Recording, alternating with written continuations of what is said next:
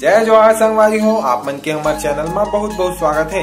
संगवारी हो, जैसे कि आप मन ला हमन वादा कर रहे हैं कि आप मन ला हमारे रोज हमारे छत्तीसगढ़ के अद्भुत ऐतिहासिक और प्राकृतिक जानकारी से अवगत कराबो। तो संगवारी हो, आज आप मन बर एक अद्भुत जानकारी लेकर आए हैं, जो की है छत्तीसगढ़ में हमन छेरछेरा तिहार काबर मनाते हैं। तो संगवारी हो, बात कुछ ये है कि आज के बिलासपुर संभाग और आसपास के और संभाग है वो हिस्सा पहली कलचुरी राजवंश के शासन काल में आत रही और राजा रही कल्याण साय। तो संगवारी हो, कल्याण साय और मंडल के राजा के बीच में कुछ वाद विवाद हो गए।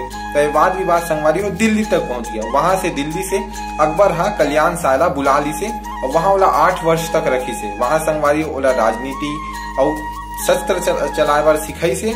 ओकर बाद 8 वर्ष बाद जब राजा वापिस आई से तो रानी मतलब फुलकेना जेका नाम दी से महारानी रतनपुर राजधानी के वो बहुत खुश हुई और वहां के प्रजा ला स्वर्ण मुद्राएं सबला भेंट दी से।